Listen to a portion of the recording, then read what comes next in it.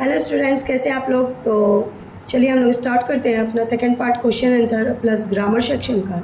तो C1 में हम लोग देख लेते हैं long answer questions. Answer the following questions.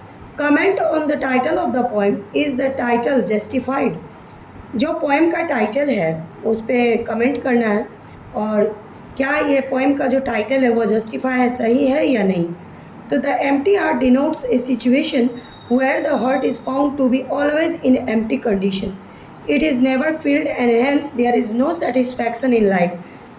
तो ये जो पोएम का टाइटल है द एम्प्टी हार्ट, यह डिनोट्स करता है, यह बताता है कि सिचुएशन जहाँ, वह सिचुएशन को दर्शाता है जहाँ की व्यक्ति का हृदय कभी भी नहीं भरता, वो हमेशा खाली रहता है, उसको किसी भी कंडीशन में भरा नहीं जा सकता और जिस कारण ऐसे व्यक्ति का लाइफ जो है सेटिस्फाइड नहीं रहता है। The title is supported by the model that empty heart cannot be filled with any material, so the title is justified. तो यह टाइटल जो है क्या सपोर्ट करता है, मॉडल यही है कि जिसको संतुष्टि नहीं होता है जीवन में ना, उसको कोई भी किसी भी चीज़ से कभी भी नहीं भर सकता है और उसको सेटिस्फाइड नहीं कर सकता। तो इसीलिए जो टाइटल है पोएम का वह जस्टिफाई है। What does the name Kalpa evoke? What light does it throw on the character of the person? तो यह जो कल्पा नेम है, कल्पाका कह सकते हैं इसको, वह क्या बताता है और यह क्या लाइट शो मतलब किस चीज मनुष्य के कैरेक्टर पे क्या प्रकाश डालता है। Kalpaka is a wish yielding tree which is usually Kalpataru in Hindi. The rich man goes to the tree and address the tree Kalpaka. It shows the man is greedy. तो कल्पाका जो है वह वृक्ष है जहाँ पे आदमी का विश पूरा होता है, जिसको कि एक्चुअल हिंदी में कल्पतरू भी बोलते हैं हम लोग। तो जो अमीर व्यक्ति होते हैं, क्योंकि अमीर को ही पैसा कितना भी हो जाए लोगों के पास संतुष्टि नहीं होता है, तो अमीर व्यक्ति जो वहाँ जाते हैं और पेड़ को एड्रेस करते हैं कल्पाका को। और यह दर्शाता है कि लोगों का जो है ना ग्रीडीनेस, यानी कि लोभ मनुष्य का कैसा है, यह इस चीज़ को दर्शाता है। Contentment is the style of life discuss in the light of the poem. Contentment जो है लाइफ का स्टाइल है, इसको आप पोएम के आधार पर डिस्कस कीजिए। Contentment is the way of life. A person is content with what he has and leads a happy life, whereas another person is always unhappy and is never satisfied even if he has wealth in abundance. तो देखिए containment जो है ना वे of life है, जीवन का एक तरीका है कि वह व्यक्ति जो संतुष्ट है ना, उसके पास जो है जहाँ है उतना में अगर वो खुश है तो उसका जीवन बहुत ही खुश में बीतता है। अदर वे में आप देख लीजिए कुछ लोग ऐसे होते हैं जो कभी भी खुश नहीं रहते हैं। क्यों? वो कभी सेटिस्फाइड ही नहीं होते हैं। अगर उनके पास काफ़ी एविडेंस मतलब बहुत मात्रा में भी अगर उनके पास वेल्थ है, संपदा है, तो भी वह खुश नहीं रह पाते। Hence the contentment is the way of life and its differ from man to man. तो इसे यही समझ में आता है कि कंटेंटमेंट जो है जीवन का वे है, एक रास्ता समझ लीजिए, और यह जो है प्रत्येक मनुष्य में अलग अलग पाया जाता है, सब मनुष्य में एक प्रकार का नहीं होता है। तो explain the following lines. Nothing is wrong with half filled purse, this the void in the heart that is the curse. इन दोनों लाइन को जो कविता में हम लोग पढ़े उसको एक्सप्लेन करना है।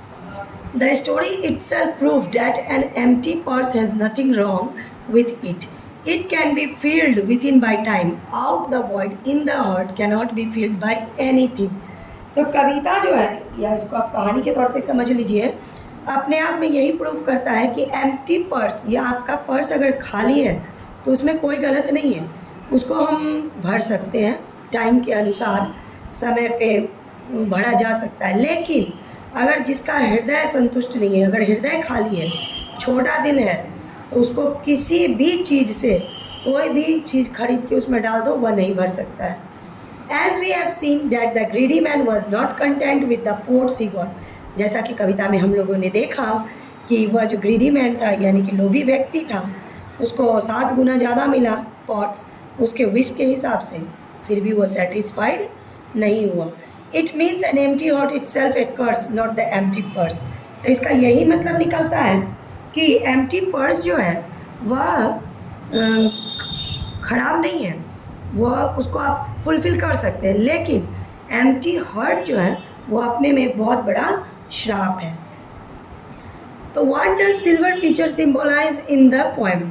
सिल्वर पिचर जो है इस पोएम में क्या सिम्बोलाइज करती है? The pitcher symbolizes the heart is found to empty at all times and silver denotes the wealth, the man is always after money यानी कि सिल्वर, एंड हिज पिचर यानी कि हार्ट रिमेन्स अनफिल्ड। तो pitcher symbolize क्या कर रहा है कि heart is found to empty at all the times, हृदय जो है वो हमेशा ही खाली रहता है, और सिल्वर को यहाँ पर वेल्थ के तौर पर लिया गया है यानी संपदा के तौर पर।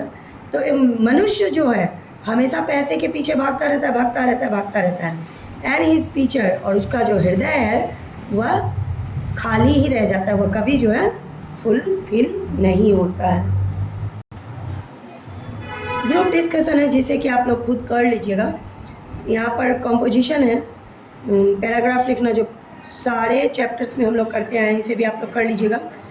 Correct the spelling of the following words और use the following words in sentences. मैं आप लोगों को बता देती हूँ।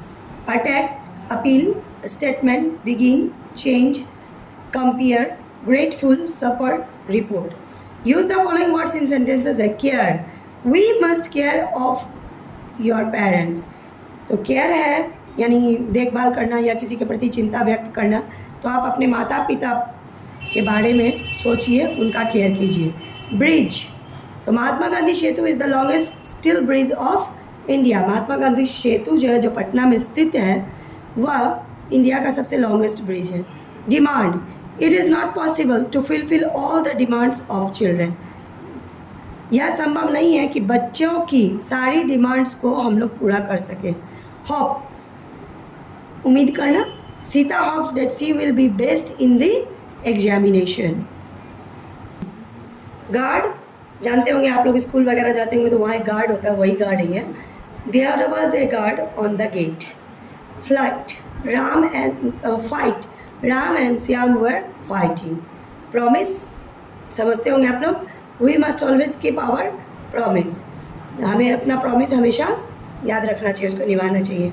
प्रॉफिट यानी कि benefit, the company is running in profit.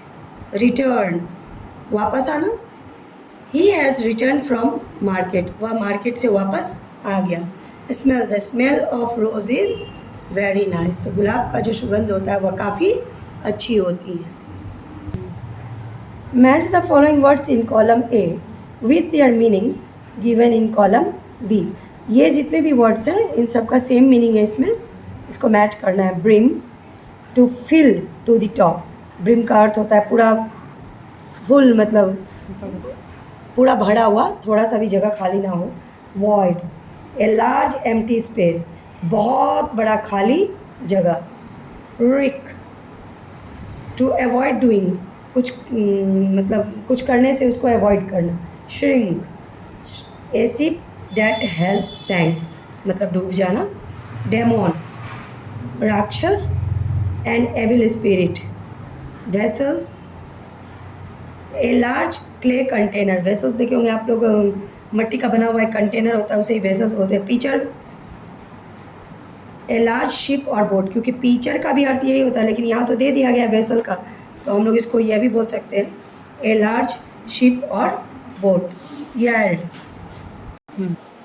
To produce और प्रोवाइड। चलिए हम लोग नीचे देखते हैं।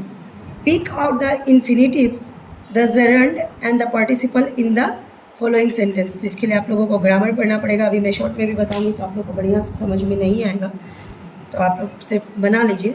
आई decided to go there, infinitive. वैसा वर्ब, इतना समझ लीजिए, वैसा वर्ब जिसके आगे टू लग जाता है उसे इन्फिनेटिव बोलते हैं। Walking is a good exercise, gerund. He forced me to join the campaign, यहाँ फोर्स्ड हो गया इन्फिनेटिव, सॉरी टू हो गया इन्फिनेटिव टू जॉइन, और फोर्स्ड हो गया पास्ट पार्टिसिपल, ये वर्ब का फॉर्म है, जहाँ ईडी लग जाता है वो पास्ट पार्टिसिपल में आ जाता है।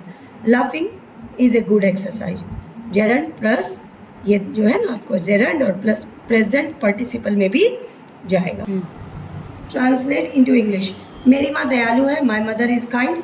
मैं सुबह वे सुबह टहलते हैं। He walks in the morning. तुम्हें आराम करना चाहिए। You should take rest. वह कलम से लिख सकती है। She can write with pen. Patna Bihar की राजधानी है। Patna is the capital of Bihar. Patna Ganga किनारे बसा हुआ है। Patna is situated on the bank of Ganga. Ganga एक पवित्र नदी है। Ganga is a sacred river.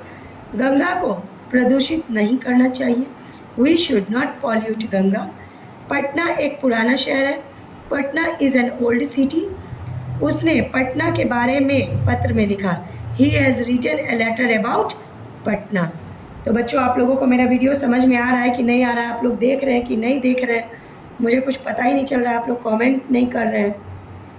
तो मेरे वीडियो को देखिए, लाइक कीजिए, शेयर कीजिए और अपना इंग्लिश इम्प्रूव कीजिए और मेरे चैनल को सब्सक्राइब कीजिए। Thank you.